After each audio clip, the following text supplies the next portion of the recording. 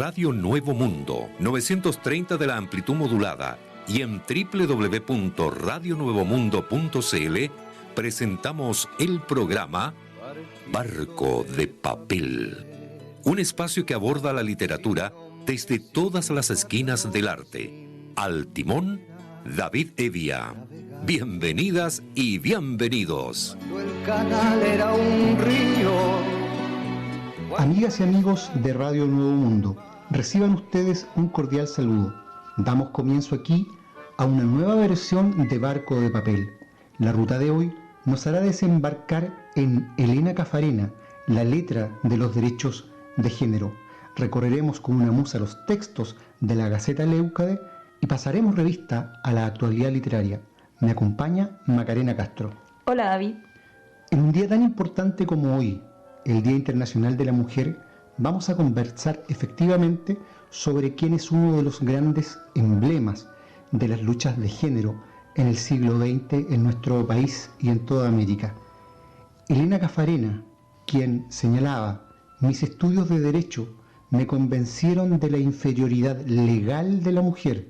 La necesidad de poner fin a esta discriminación me convirtió en feminista. Abogada, jurista y figura del feminismo en Chile, es, sin duda, uno de los personajes públicos más importantes del siglo XX chileno. Con una mente privilegiada y una gran sensibilidad hacia la injusticia social, dedicó su vida a luchar por los derechos de la clase obrera y la emancipación de las mujeres, en circunstancias en que los derechos reservados a estas se situaban en plena inferioridad con respecto a los hombres. Fue la 15ª mujer en obtener el título de abogada en Chile, gracias al cual desarrolló una brillante carrera jurídica e intelectual que quedó plasmada en la legalidad del país. Hija de inmigrantes italianos, nació en Iquique el 23 de marzo de 1903. Durante su adolescencia, la familia Cafarena decidió emigrar a Santiago, instalándose en un barrio contiguo al de Recoleta. Ubicaron ahí un pequeño taller para la elaboración de calcetines y medias, en el cual la joven participó asiduamente, intercalando sus estudios secundarios y universitarios con el trabajo en la empresa familiar. Entró a la Universidad de Chile a comienzos de los años 20, introduciéndose rápidamente en los talleres voluntarios para la educación de obreras y obreros. Fue así como conoció a Luis Emilio Recabarren, quien motivó aún más su interés por la igualdad de los derechos de los menos favorecidos. Por esos mismos años, ella y sus amigas María Marchán y Aurora Blondé se acercaron a la Federación de Estudiantes de Chile, FECH, convirtiéndose en las primeras mujeres en formar parte de ese círculo con ideas claramente ácratas. Poco tiempo les costó ser honoradas por sus compañeros, lo que las llevó a incitar a más mujeres estudiantes a que formaran parte de la federación, advirtiéndoles explícitamente que aquel no era el lugar para ir a buscar marido. Ya en el segundo año de universidad, se integró a la Oficina de Defensa Jurídica Gratuita, en donde conoció al que luego sería su marido, Jorge Giles. Se graduó en el año 1926 con una brillante tesis titulada El trabajo a domicilio, enriquecimiento sin causa a expensas de otro en el Código Civil chileno. Con título en mano, Elena se dirigió a Europa con la intención de hacer un posgrado, pero al verse seducida por la gran cantidad de museos a visitar, prefirió abocarse a ello. Durante este viaje conoció a Gabriela Mistral, la cual se transformó en una gran amiga con la que sostuvo una intensa correspondencia. Volvió a Chile en 1929. En ese mismo año contrajo matrimonio con su amigo el sabio Giles, con quien tuvo 3 hijos. Como feminista inagotable, participó junto con Amanda Labarca en la formación de la Asociación de Mujeres Universitarias en 1931, actuando como la delegada de esta institución ante la Federación de Instituciones Femeninas FECHIF, agrupación que fue clave para la obtención del voto electoral femenino más tarde. Antes de ello, en 1935, junto a varias mujeres de todos los estratos socioeconómicos, formó el Movimiento por Emancipación de las Mujeres de Chile, MEMCH, del cual fue la secretaria general por muchos años.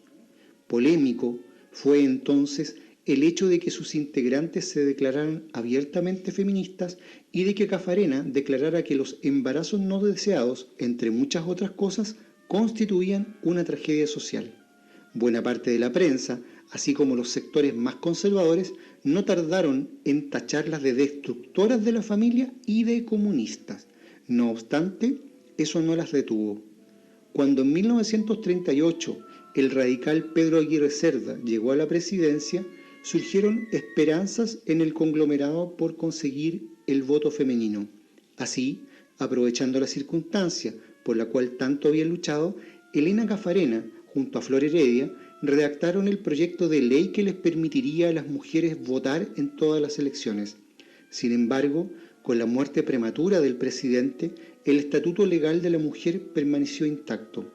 Solo en 1949, el presidente radical Gabriel González Videla aceptó firmar el decreto que le otorgó pleno derecho a voto a la mujer, aunque tal decisión nada tuvo que ver con los esfuerzos del mandatario, sino más bien con la lucha de las mujeres y la gestión previa de Pedro Aguirre Cerda. De hecho, Elena Cafarena no fue invitada a la ceremonia que tuvo por motivo la celebración de la aprobación del decreto, y 3 días después del acontecimiento, el gobierno le suspendió sus derechos civiles. Se la acusó de ser comunista y de instigar a la sedición en momentos en que la llamada ley maldita proscribía el derecho a voto de los integrantes de ese partido. Acto arbitrario y a todas luces injusto, ya que Cafarena, con formación ácrata y por tanto autónoma, jamás adhirió a un partido, aunque su simpatía se dirigió claramente hacia la izquierda en el país. Durante esos días, la abogada decidió poner todos sus conocimientos al servicio de todos aquellos que estaban siendo perseguidos por esta ley. Bajo la dictadura del general Augusto Pinochet, la casa de Elena Cafarena, ubicada en calle Seminario, se convirtió en centro de operaciones y reuniones para las feministas y la disidencia en general, con todo el riesgo que esto significaba para la época. Al ser allanada la casa por militares, Cafarena serenamente les dijo: miren muchachos, yo voy a estar en mi pieza y no quiero ser molestada. Les recomiendo que antes de quemar los libros, los lean. Durante este periodo, fue una de las fundadoras del Comité de Defensa de los Derechos del Pueblo, CODEPU, y de la Fundación para la Protección de la Infancia Dañada por los Estados de Emergencia, PIDEE. Ambas instituciones fueron creadas con la intención de ayudar y proteger a los más desvalidos durante la dictadura de Augusto Pinochet. Elena Cafarena fue una mujer que durante su longeva vida luchó con éxito por los derechos de todos aquellos que vivían bajo la injusticia. Escritos como El recurso de amparo frente a regímenes de emergencia y ¿Debe el marido alimentar a la mujer que vive fuera del hogar conyugal?, le valieron en 1947 el premio Manuel Egidio Ballesteros de la Facultad de Derecho de la Universidad de Chile. Aunque luchó toda su vida por remediar todo tipo de injusticia, murió a los 100 años de edad sin que se le rindiera homenaje alguno. Es la vida de Elena Cafarena, cuyos textos vamos a repasar en Barco de Papel por la relación que existe entre ese tipo de letra y los derechos sociales, particularmente los adquiridos por la mujer durante el siglo XX gracias a esa pluma y a esa oratoria. Compartamos, Macarena, entonces algunos de esos textos de Elena Cafarena. El primer texto que vamos a compartir se titula Capacidad de la mujer casada con relación a sus bienes, de 1944. Mi ya larga actuación dentro del movimiento feminista me ha hecho formarme el convencimiento de que si las mujeres y organizaciones feministas no han presionado en forma enérgica para obtener la capacidad plena de la mujer casada, de que si no han sostenido campañas y hecho peticiones con la decisión con que han solicitado, por ejemplo, el voto político, la igualdad de tratamiento de la mujer con relación al hombre dentro de la administración pública, etc., es por el desconocimiento que las mujeres tienen del estatuto que las rige y, al mismo tiempo, por la dificultad para formular la institución jurídica que vendría a reemplazar a la actual. Por lo demás, estas fallas son perfectamente explicables y justificadas. Pocas materias hay en nuestro derecho más complejas que el régimen matrimonial de sociedad conyugal o comunidad, complejidad que ha aumentado con las modificaciones introducidas por la ley número 5521, aunque hay que reconocer, en honor a la verdad, que esta ley tuvo el laudable propósito de paliar en parte las inconvenientes derivadas de la incapacidad de la mujer casada. Para estudiar su complicado régimen legal, las mujeres disponen del texto mismo de la ley, que indudablemente está fuera del alcance de los profanos, ya que se trata de preceptos diseminados en toda extensión del Código Civil o bien de tratados jurídicos, como la admirable obra de don Arturo Alessandri Rodríguez y algunas memorias de prueba de alumnos de la Escuela de Derecho, los que por lo mismo que profundizan la materia, la estudian en todos sus aspectos y la analizan en todas sus interpretaciones posibles. Resultan demasiado extensos y complicados para personas que no han hecho estudios especiales de derecho. Y si es difícil a las mujeres conocer el estatuto legal que las rige, más difícil aún para ellas materializar sus aspiraciones de reforma. Establecer la capacidad civil plena de la mujer casada significa modificar numerosos artículos y aún capítulos completos del Código Civil. Un proyecto de ley que contemple el cambio del régimen ordinario de matrimonio para establecer otro que dé plena capacidad civil a la mujer casada solo podría ser realizado por técnicos, por personas que conocieran a fondo el derecho civil chileno. He aquí una hermosa tarea que podrían realizar las mujeres que se han dedicado al estudio del derecho y he aquí también una hermosa finalidad que por sí sola justificaría una asociación de mujeres abogados. Pero la realidad es que las mujeres a quienes la sociedad les ha concedido el privilegio de poder hacer estudios superiores de derecho no se han preocupado de este problema. ¿Para qué entrar a escudriñar los motivos? Y por otra parte, para las organizaciones femeninas es una tarea superior a su capacidad y posibilidades. El propósito que me ha guiado al redactar estas páginas no ha sido otro, pues, que el de dar a las mujeres una explicación clara y sucinta de su estatuto legal dentro del matrimonio. No tienen ellas pretensión alguna. Los abogados, las personas con conocimientos superiores de derecho, no encontrarán nada original ni nuevo.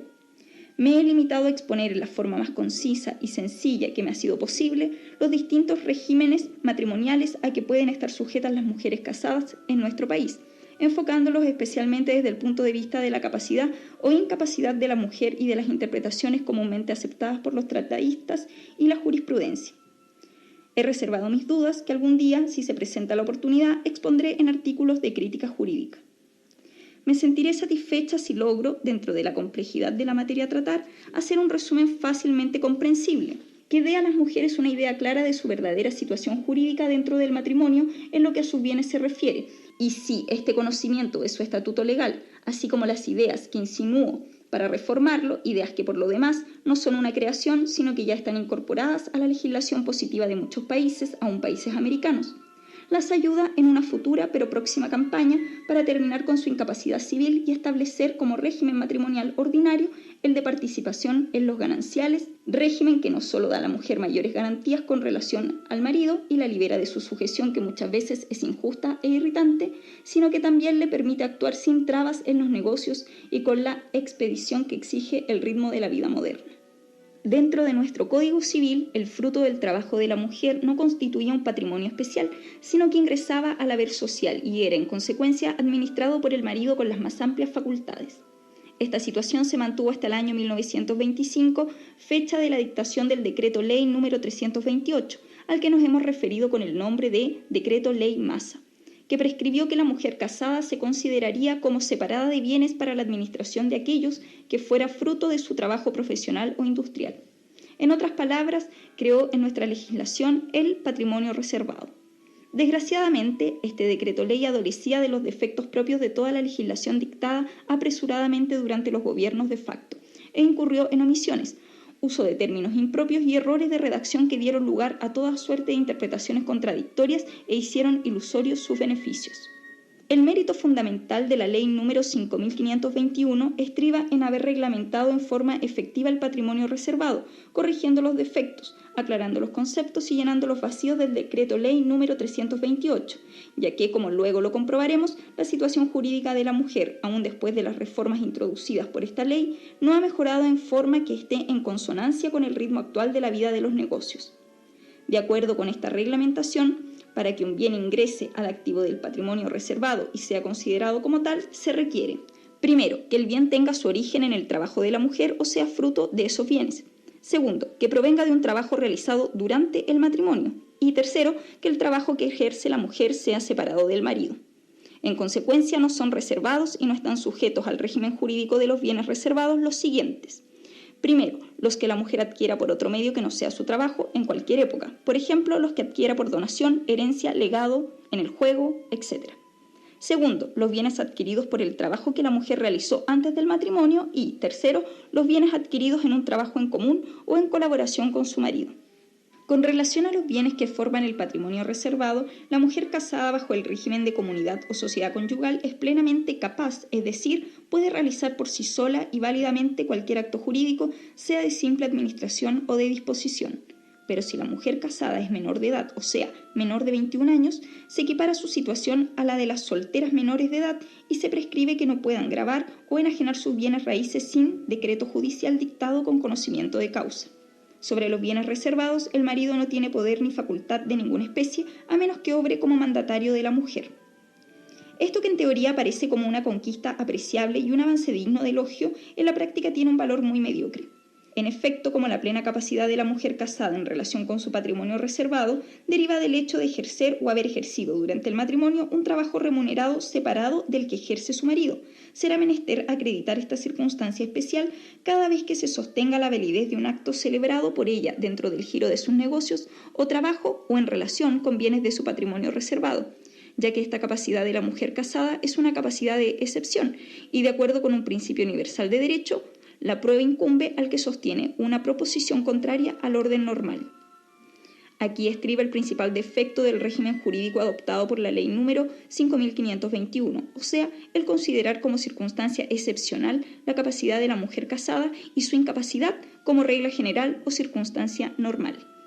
Cuando Elena Caffarena habla en esos textos de la capacidad jurídica de la mujer casada, está apuntando en ese momento al corazón del régimen conyugal en el que se basa la institucionalidad vigente. Esto es sumamente importante porque veíamos al principio que ella es una de las primeras mujeres tituladas como abogado en el país, en la Universidad de Chile, y eso quiere decir, entre otras cosas, que la agenda de género planteada por las mujeres en el nivel vinculante, en el nivel legal, no había tenido hasta entonces una persona que se dedicara desde el derecho concreto, en este caso desde el derecho civil, sistemáticamente a analizarlo y por lo tanto a librar un combate que permitiera cambiar las reglas del juego.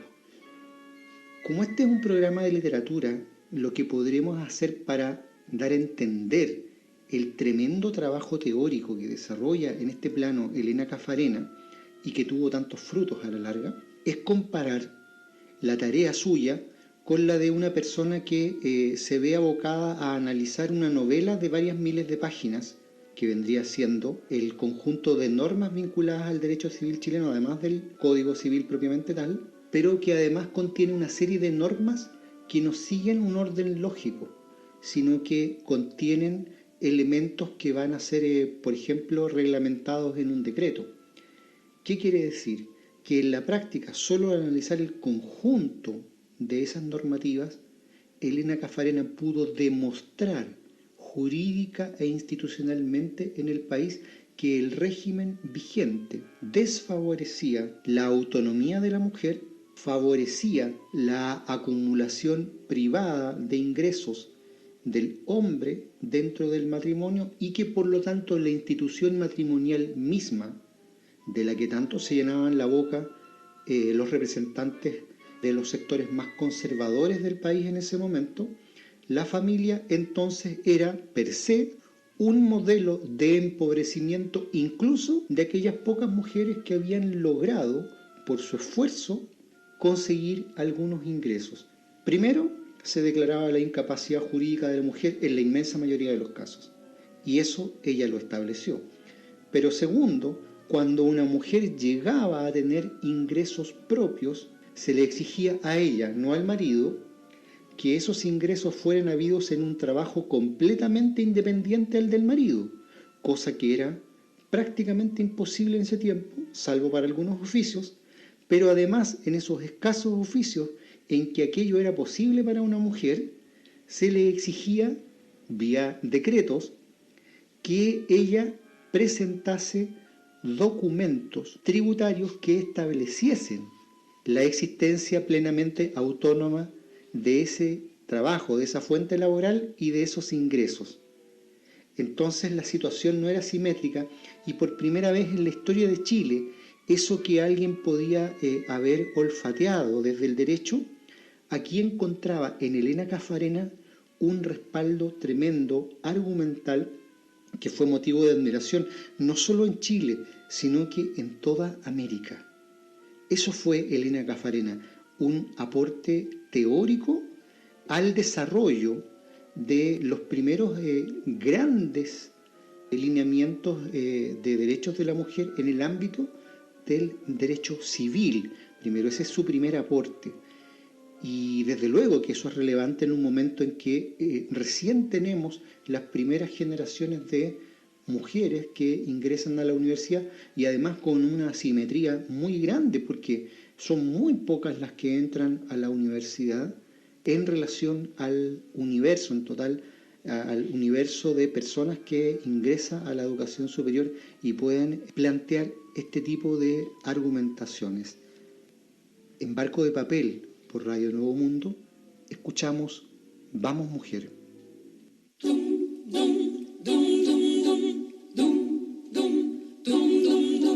Vamos mujer, partamos a la ciudad, todo será distinto, no hay que dudar, no hay que dudar, confía, ya vas a ver, porque ni que todos van a entender. Toma mujer, mi manta te abrigará, ponte al niñito en brazos, no llorará, no llorará, confía, vas a sonreír, le cantarás un canto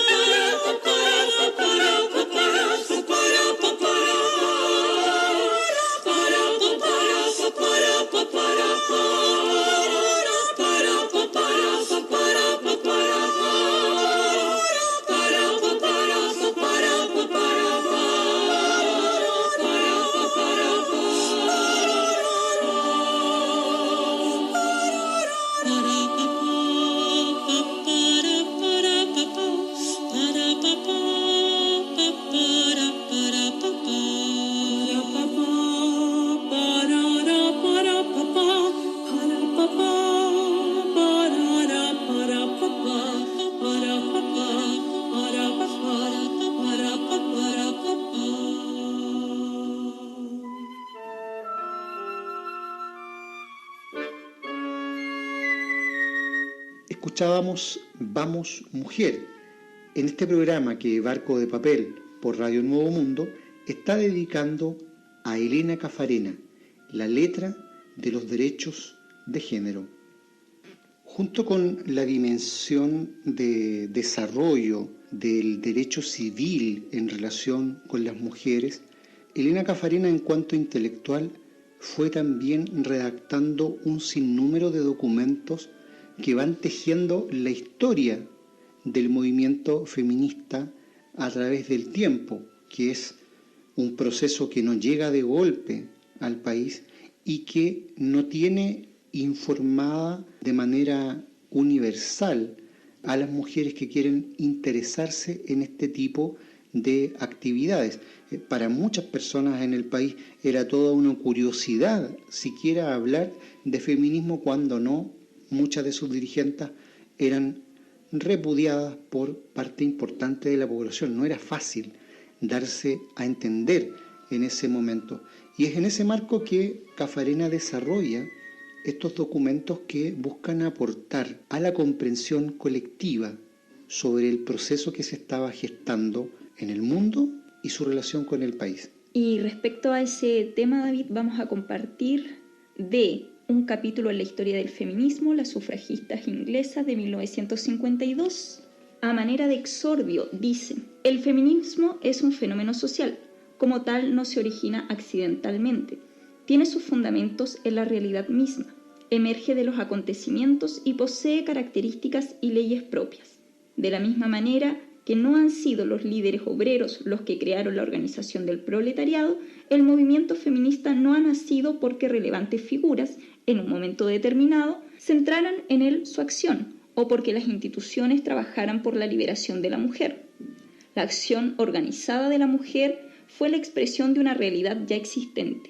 De ahí que todas las formas de la violencia, hasta las más brutales, ejercidas para reprimir las primeras manifestaciones del feminismo, no fueran capaces de acallarlo o detenerlo en su desarrollo. La mujer ha impuesto finalmente, gracias a una limpia y sostenida lucha contra los que deseen formas estáticas y limitadas de vida, que se reconozca el movimiento femenino como una nueva fuerza social.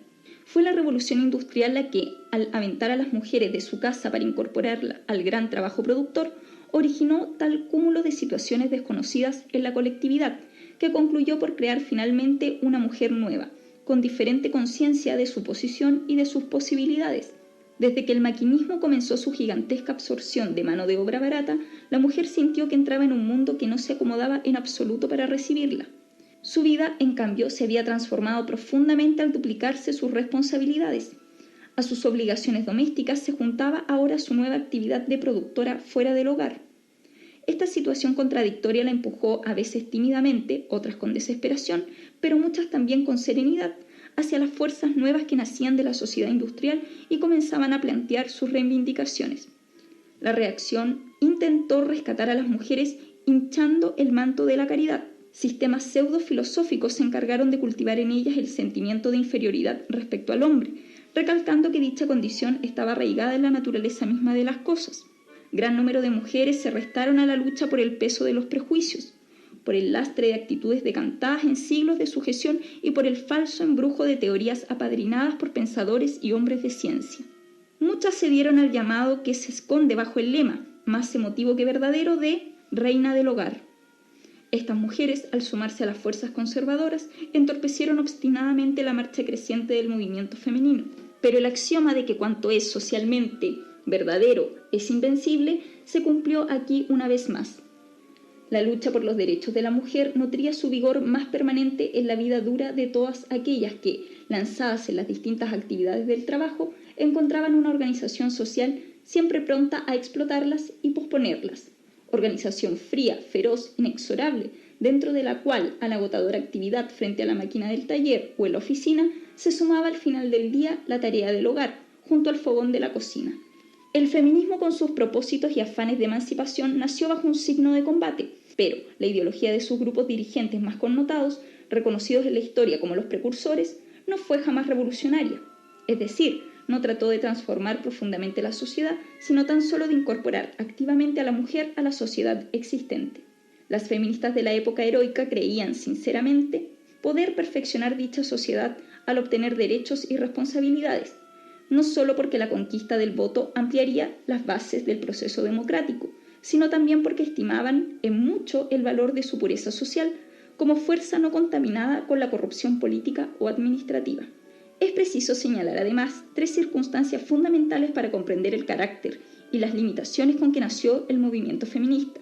En primer lugar, la situación capital de estar la dirección del feminismo en los pueblos de habla inglesa, en manos de sufragistas acomodadas, emparentadas muchas veces a los miembros del mismo gobierno que las perseguía.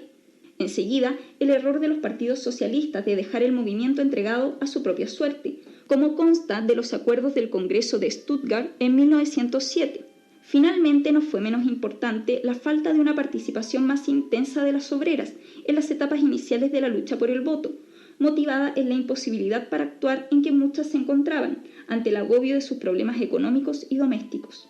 Pese a estos hechos, al impacto de fuerzas poderosas que configuraban la realidad, se moldeó un movimiento femenino con características definidas, profundo y superior, más allá de la fugitiva racha de histerismo que se creyó ver en él en el primer instante y al cual se pretendió sofocar con crueles medidas represivas. A través de la acción y con el correr del tiempo, el feminismo fue tomando variadas orientaciones. A medida que la mujer adquiría sus derechos políticos, adhería y se distribuía entre los partidos existentes. Hoy, en el campo estrictamente burgués, las organizaciones femeninas demuestran una evidente esterilidad. Toda acción toma un marcado acento de parodia. Conseguido el voto, más algunos cargos diplomáticos y otros de figuración, parece como si el estímulo por las grandes causas que fueron la razón de ser del feminismo hubieran perdido toda sal. Los centros de lucha de otros tiempos son ahora escenarios de festejos. Si todavía un pequeño grupo conserva el fuego sagrado de otra época, estudia los problemas y opina que aún hay mucho por solucionar, aparece en estos círculos como duendes que rodean por los sitios que fueran teatro de pasadas glorias. Por distintos caminos se han ido las que creen que la emancipación de la mujer no puede realizarse completamente, sin la participación de otros sectores, sin nuevos acomodos colectivos que modifiquen la ambigua situación actual. La sociedad le debe aún a la mujer protección integral como madre, en su persona y en la de su hijo, e igualdad con el hombre como trabajadora, pero no igualdad a cualquier nivel, y ahí está quizá la mayor y fundamental diferencia con la feminista de otros tiempos. Esta última, al desarraigarse de su hogar por fuerzas superiores, miró al hombre como a su enemigo, por su limitación para aspirar entonces a mayores cambios sociales, por su incapacidad para encontrar las verdaderas causas del sometimiento y explotación de que era víctima, cayó en acusaciones de las que éste emergía como el grande y único culpable. Contrariamente a esta posición, la mujer de hoy ha madurado lo suficiente como para aspirar y encaminarse hacia esa etapa de armonía de la pareja humana que debe ser requisito indispensable de toda sociedad en ascendente progreso. La competencia de sexos y la desintegración del matrimonio son propias de sociedades en las que no existe seguridad económica y cuya imperfecta democracia mantiene la coexistencia de grupos privilegiados e indefensos. Los caminos que pueda haber tomado, bajo diversas condiciones, el movimiento femenino o lo que pretende de tal, no desvirtúa en modo alguno su timbre original. El doble rol asumido por la mujer desde su incorporación a la vida económica de la gran sociedad industrial y mecanizada la ha hecho sufrir con mayor rigor el embate de los problemas colectivos. De ahí que el movimiento femenino esté ligado desde sus comienzos a la conquista de los derechos democráticos y la defensa de la seguridad. No es casual ni mera preocupación de damas ociosas el que se haya multiplicado en nuestro tiempo tanta asociación femenina por la libertad y contra la guerra. Sus campañas por la defensa de la infancia, de la madre trabajadora, por la extensión de las oportunidades de capacitación y de los derechos individuales no son sino expresiones específicas de la creciente claridad con que la mujer contemporánea comprende el problema de la democracia y de la paz. El movimiento femenino tiene pues sus características propias. Querer desconocerlas, desvirtuarlas o ignorarlas simplemente expone el movimiento mismo a un grave riesgo. La necesidad vital que tiene la mujer de mejorar su estatus integral va unida así en una cadena a múltiples problemas.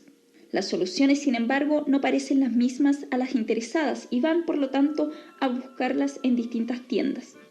Ahí están para ello los partidos políticos en evidente profusión. Pero hay con todo necesidades inmediatas, carencias que son solo suyas y que los partidos, abrumados de quehaceres y compromisos, no acogerán con urgencia o entusiasmo, sino una vez que grandes grupos de interesadas hayan exteriorizado sus aspiraciones. A las organizaciones femeninas les incumbe el papel de una central encargada de mostrar, por el conjunto de medios a su alcance, todo cuanto reclame reajuste o creación.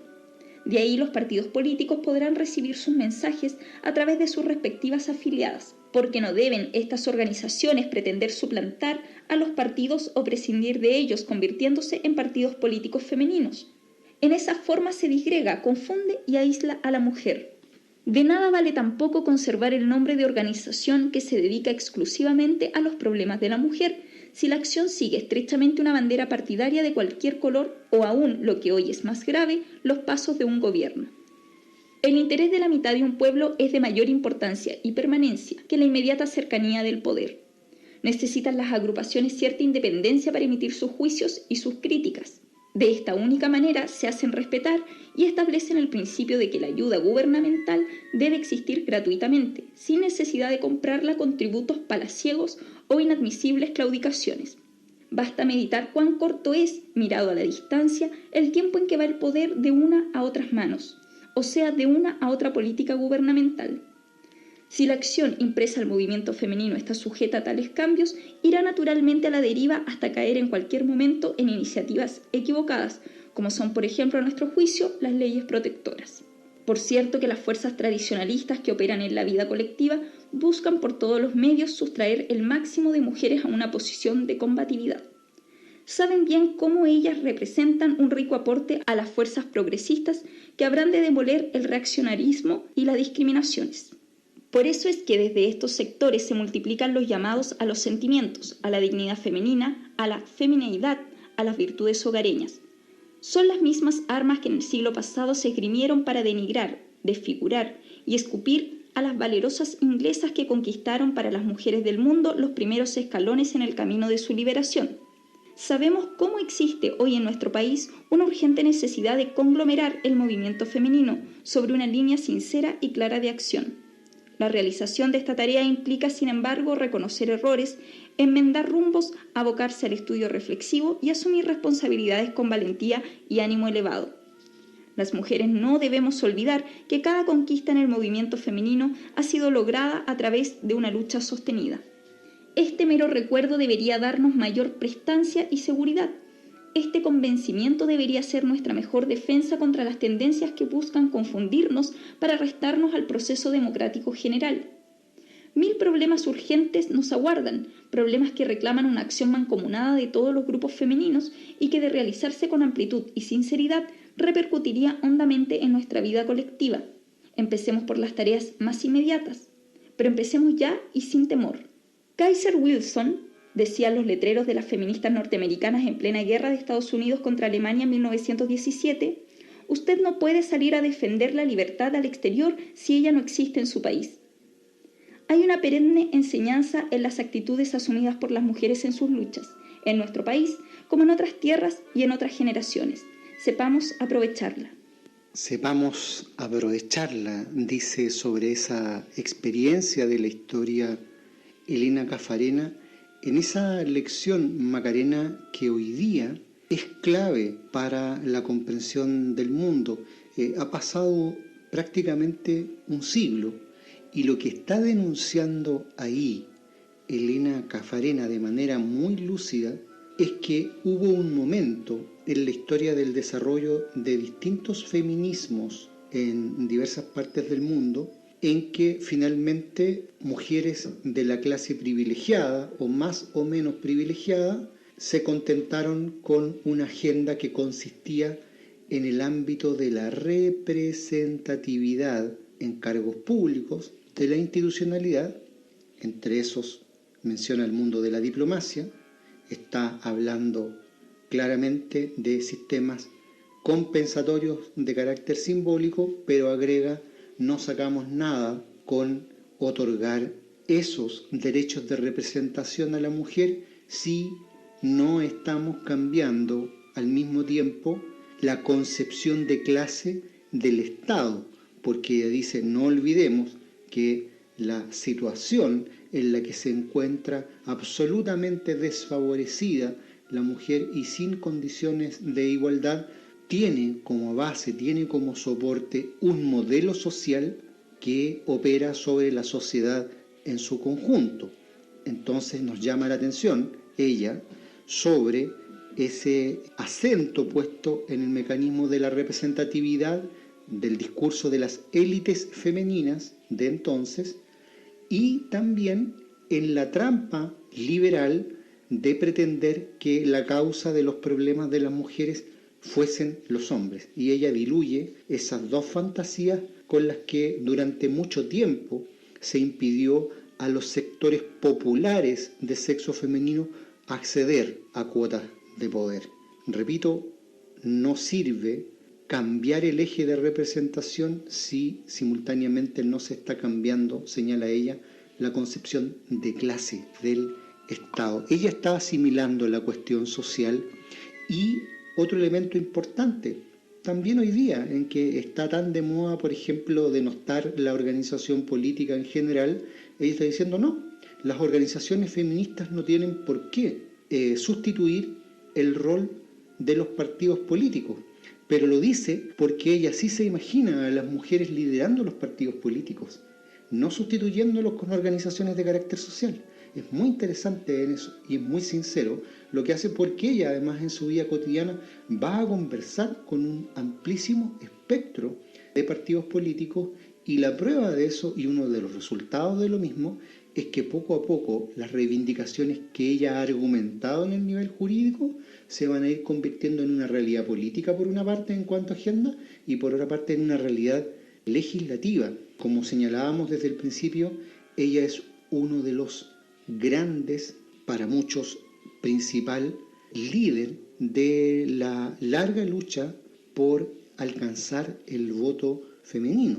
Y claro, los centros de poder en ese momento le hicieron el desaire de no invitar a la autora intelectual de esa iniciativa a la ceremonia de celebración de la aprobación de la norma que permitía por primera vez a las mujeres sufragar, algo absolutamente impresentable, pero que dio paso, Macarena, a algo absolutamente más impresentable y que resultaba ser sintomático de lo peligroso que para la institucionalidad burguesa de la época era el pensamiento de Elena Caffarena, tanto que la institucionalidad política de turno aprovechó la ley que había dictado, la llamada ley maldita que había dictado para perseguir a los militantes del Partido Comunista y pasarlos a la ilegalidad, para perseguir también particularmente los derechos civiles y políticos recién conquistados de las mujeres en la persona nada menos que de su fundadora, que es Elena Caffarena.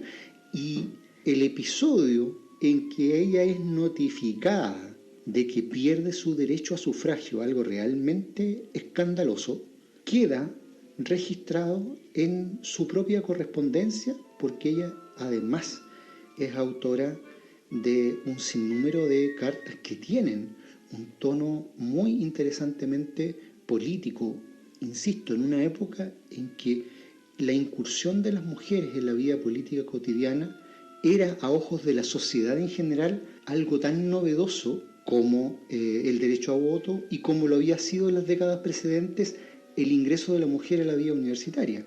Claro, David, y como tú mencionabas, en una carta ella se expresa al señor conservador de bienes raíces y le dice: por dolorosa coincidencia para mí, la resolución que me priva de mis derechos ciudadanos ocurre a 3 días de la promulgación de la ley de voto femenino a cuya obtención dediqué esfuerzos y sacrificios durante casi 20 años.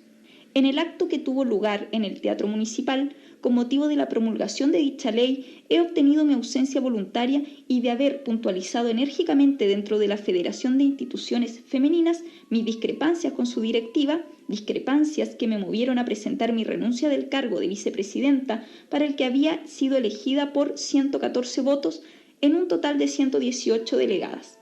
No pudo dejarse de mencionar mi nombre entre las personas que había contribuido de manera destacada en la conquista del sufragio para la mujer. He luchado por el voto para la mujer, no porque sea una feminista o un trans, ni porque crea que las mujeres son mejores que los hombres o que el voto femenino sea en sí panacea para solucionar los problemas nacionales, sino simplemente por convicción democrática. Creo en el gobierno del pueblo, por el pueblo y para el pueblo. pienso que todos los habitantes de un país, cualquiera sea su color o su raza, su cultura, su sexo, su credo político o religioso, tienen derecho a influir en los destinos de su patria. Para una persona que ha tenido una larga actuación cívica, sin obtener jamás un beneficio personal, ni monetario ni honorífico, para quien se ha preocupado, con sacrificios de sus propios intereses, de la solución de los problemas nacionales, para quien se ha esforzado, dentro de sus posibilidades, de perfeccionar el régimen democrático, ampliándolo en sus bases electorales y aspirando a extenderlo de lo político a lo económico y social. No cabe duda que la aplicación de la pena de privación de los derechos ciudadanos, la que dentro del régimen de nuestro Código Penal, o sea, la Ley Penal Fundamental, se señala exclusivamente como anexa a la pena de crimen, constituye más que un baldón o estigma, el fracaso de sus ideales y de su vida toda. No obstante, por esta misma convicción democrática, no podría encarar este problema solo como una cuestión personal. En el fondo, una cancelación electoral más o menos no tiene importancia, y estoy cierta que este honorable tribunal no ha dejado de considerar el problema en su aspecto político general y que en la resolución de los distintos casos se partirá de un concepto general que el tribunal previamente se ha formado del estudio de la ley en su texto y en sus relaciones con la Constitución política, con los principios jurídicos fundamentales, con las normas compatibles, con el grado de civilización que ha alcanzado la humanidad y sus consecuencias en la vida normal del país. Si en estos juicios se permitiera el alegato oral, podría hacerse un sucinto repaso de la historia de las persecuciones ideológicas, religiosas y raciales, y hasta podría probarse cómo todas ellas han sido de una cruel inutilidad y perjudiciales para los intereses del país o del régimen que las llevó a cabo. Podría citarse el caso de los hugonotes en Francia, de los católicos en Inglaterra, de los liberales en la Alemania imperial, de los judíos en el régimen nazi. Me detendré pidiéndole excusas al tribunal en este último caso. Hitler, persiguiendo a los judíos, no solo los privó de su ciudadanía, sino también de su nacionalidad. Hombres y mujeres eminentes de raza judía se desparramaron por el mundo con el timbre rojo de apatriados. A los Estados Unidos le tocó en suerte recibir a Einstein y a un grupo de matemáticos y químicos notables que después colaboraron en la fabricación de la bomba atómica, la misma bomba que iba a dar el golpe de muerte al régimen que con su ceguera los había expulsado del suelo patrio. Cito este caso no solo porque es el más reciente y no se necesita recurrir a textos, sino porque de él se puede sacar una lección, porque esta persecución que ahora presenciamos en Chile y que nos viene de afuera, que nos trae el cable, la revista, el libro, la radio, el cine, y que no es solo anticomunista, sino que esencialmente antiobrera y antiliberal, en el sentido noble de la palabra, puede constituir en sí la bomba que ha de destruir el régimen económico actual. Peligroso es privar a la clase asalariada de sus instrumentos legales, sindicato o huelga, para obtener el mejoramiento de la situación económica o de trabajo, y peligrosísimo también es desprestigiar y destruir los principios bases de la democracia en lo político. Difícil me parece encontrar una persona que haya meditado con sinceridad y buena fe sobre los problemas sociales, que crea que el actual régimen asegura el bienestar de la mayoría. Este régimen que constituyó un notable avance frente al sistema feudal, al cual reemplazó, y que en su juventud entonó el glorioso libertad, igualdad y fraternidad, ha entrado en un periodo de decadencia y decrepitud. Millones de niños hay que mueren de desnutrición y de abandono. Millones de hombres y mujeres viven en las tinieblas del analfabetismo. Muchos no tienen trabajo, otros tantos no pueden conservar su salud por falta de recursos. Periódicamente se desencadenan guerras por el choque de los intereses imperialistas y crisis económicas. Se observa relajación moral en todas las capas sociales y hay problemas morales y materiales, como por ejemplo el de la prostitución, el del alcoholismo, el de la inflación, que no tiene ni puede tener solución dentro de este régimen. Pero mucha de esa gente de buena voluntad, que no puede estar conforme con el régimen actual, piensa también que conviene soportarlo a cambio de la libertad política. Pero si se hace tabla rasa de ella, si con el pretexto de defender la democracia se la viola y se la mancilla, muchos tendrán que pensar que entre no tener libertades políticas para mantener un régimen decadente e injusto y no tenerla para dar un paso adelante, para ensayar algo mejor, la elección no es difícil. No pertenezco ni he pertenecido nunca al Partido Comunista y, a pesar de las sanciones de la ley número 8.987, declaro enfáticamente que las reflexiones contenidas en el párrafo anterior me las he hecho muchas veces y que si no me pesaran los años y no estuviera con mi salud seriamente quebrantada, ya habría tomado una decisión. La Constitución Política del Estado asegura la libertad de conciencia y concede al individuo el derecho de no ser interrogado sobre sus ideas políticas, religiosas o sociales, menos aún sobre sus procesos mentales. Si he dejado aquí estampada mi reacción frente al atropello sistemático de los principios democráticos, principios que desde hace siglos creíamos incorporados al acervo de la humanidad, es con el propósito de hacer que el tribunal pese su responsabilidad frente a las consecuencias que en la actitud de millares de individuos tiene que producir esta ola de persecuciones. Si es importante que la gente no pierda su fe en la democracia política, más importante aún es que no pierdan su confianza en los tribunales, porque cuando el pueblo se convence que no puede esperar justicia y protección en el mecanismo legal, busca otros medios, casi siempre crueles y dolorosos. Y yo me pregunto, ¿qué antecedentes existen en autos para que el tribunal se forme ese juicio? Estos antecedentes no existen y lo que es peor, es imposible obtenerlos. Lo que hace aquí la institucionalidad es un acto de matonaje horroroso, porque ha resuelto de facto, absolutamente de facto, la privación del derecho a voto de quien es la principal responsable intelectual de que las mujeres lo consigan, por una parte, pero por otra, ese gobierno ya convertido en una dictadura de hecho, lo que ha realizado es anular el derecho ciudadano a votar de Elena Caffarena, acusándola y dando por hecho de que ella milita en el Partido Comunista que está en ese momento proscrito por una ley de esa propia dictadura de facto. Y desde luego que ella dice que no podría ser en absoluto probado aquello porque las militancias son registros con ficha desde aquella época hasta nuestros días. Y ella lo que sí hizo desde luego fue, desde el comienzo, rechazar abiertamente por antidemocrática y contraria a cualquier noción republicana la tristemente célebre ley maldita. Y por eso es que ella, simplemente utilizando su caso personal como un ejemplo, lo eleva al nivel político y da una lección no solamente de ese cauce que toma el feminismo en términos de construcción de los derechos de género, sino que ella también lo eleva al nivel de un juicio, de un análisis sobre lo que debe ser una sociedad justa en su conjunto. Es la vida y obra de Elena Caffarena, que a través de su letra, a través de una literatura jurídica, creó derechos sociales y derechos de género en Chile. Despedimos esta nueva emisión del programa Barco de Papel, producido por el equipo editorial de la Gaceta Leucade. En los mandos técnicos, Juan Rivera, y en los micrófonos, Macarena Castro y David Evia. Nuestra ruta volverá a estar al aire el próximo lunes a las 3 de la tarde por Radio Nuevo Mundo. Muchas gracias y hasta entonces. Hasta pronto.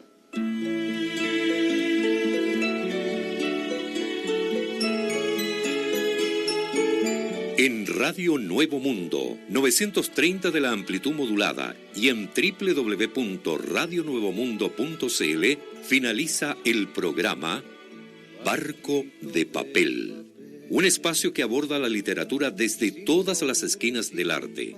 Nos encontramos en una nueva edición. Hasta pronto. Sin timón, donde la corriente quiera.